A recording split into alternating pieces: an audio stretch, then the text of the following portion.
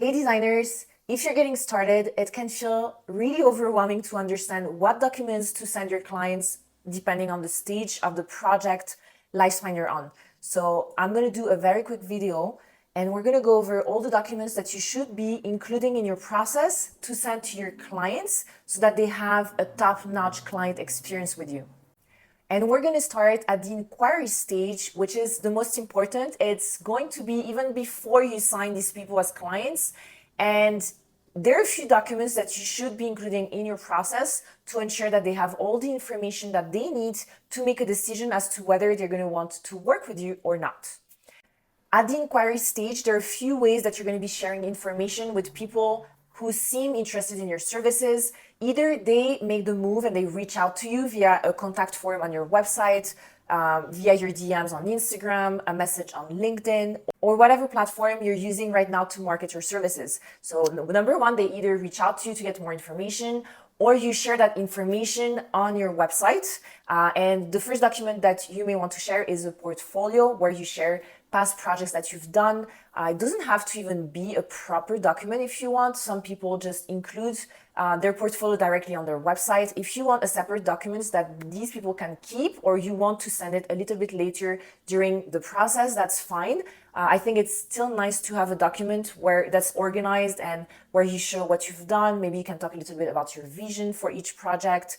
So that's one important document that you may want to send so that they can relate to the past project that you've done and see if the design style is similar to what they're looking for. At the inquiry stage, you may want to share an investment guide. There are a few ways that you can share more about your vision, about your business, about your team, about your fees, about the process of working with you. And one way that you can do that is by sending them an investment guide. I have other videos that are specifically about investment guides. So if you are not sure what to include in your investment guide, I recommend that you check out those videos on my channel.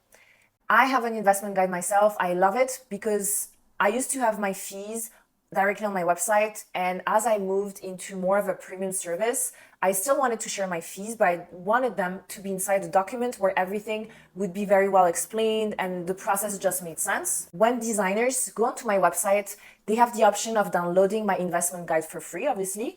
And this is a very neat way of sharing a lot of information into kind of a storyboard where you go through how you started, what's your mission, your vision. Maybe if you have a team, you can share more information about the team. And then you move into the rates, the process, communication, anything that you feel is important at this stage. By having all the information, it's going to help them make a decision as well as to whether they're going to want to work with you or not. The next document, I also consider it as part of the inquiry stage. It's the fee proposal. The fee proposal is going to be an outline of the scope of work that you discuss with the inquiry, with the prospect client, with your fees attached to this scope of work. So if they agree to it, maybe there's going to be a little bit of back and forth, but if they agree, then they're going to move into the onboarding. If they feel like this is not going to work for them, then they're not going to work with you. So for me, the fee proposal is still at inquiry stage. They're obviously a little bit warmer than these inquiries who first look at your portfolio, but they're still inquiries. So the fee proposal, very important. It's going to outline everything about the project that was discussed with the client on a discovery call, maybe an in-house consultation already. And it's a way for you to confirm with the prospect client everything that they're thinking about doing with their home or their space. Okay, so good news, they were happy with the fee proposal. It's time to move on to the onboarding stage. The onboarding, as the name says it, they're ready to sign as clients. And there are a few documents that you're also going to be sending at this stage. The first one is the welcome packet. The welcome packet is also going to have similar information to the investment guide, but more specific to their type of project and anything that they need to know as to what they need to be doing as a next step.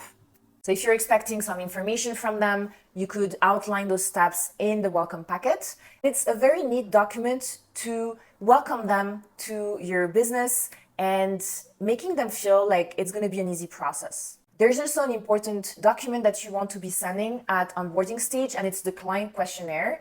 and it's gonna have all the questions that you need to be able to start working on a design proposal. So make sure that it's pretty complete and that you can get all the information that you're gonna need without making them feel super overwhelmed. Okay, and then we're moving on into the project proposal document. This document is going to outline your project proposal with the creative direction that you're going for. Maybe you have 2-3 options that you want them to choose from. You're going to show mood boards. You're going to show maybe space planning options. So anything that is going to mark the start of the project with them. You can already start including materials and budget for them to understand the direction that you're going in and whether it's the direction that they also want to move towards. And as you move into the design development, you're going to need an FF&E schedule, furniture, fixtures, and equipment schedule, which outlines everything that you're specifying for their project so that they can review it and approve it. And it's just a very important document that every designer should include in their process, because you need to have something where everything is accounted for. And it's extremely important in terms of budget as well, making sure that you're not leaving anything out, that you're ordering things when you're supposed to order them. And then once you move into the offboarding, you absolutely need to have a handover pack. I think a lot of designers don't include it. They just finish the project and say goodbye to their clients. The thing is, when you don't have a document that the clients can review and sign off, they can always come back with more requests for edits to their project, or saying that 6 months from now, something is not working or something is broken and it's your fault and you need to fix it. So the handover pack should have, first of all, links to all the project documents. So anything that was shared with them, you could also include emails, but the drawings that they're gonna need if they ever want to make more changes to their home. You want to include your policy in terms of how much support they get once the project is complete and for how long. You could add additional services that you think they would benefit from in the future or even now, such as styling a part of the home that you haven't touched, or anything that you feel they would benefit from in the future. And you could include like gift cards. As a thank you gift, you could send them a gift card for a shop that you really like.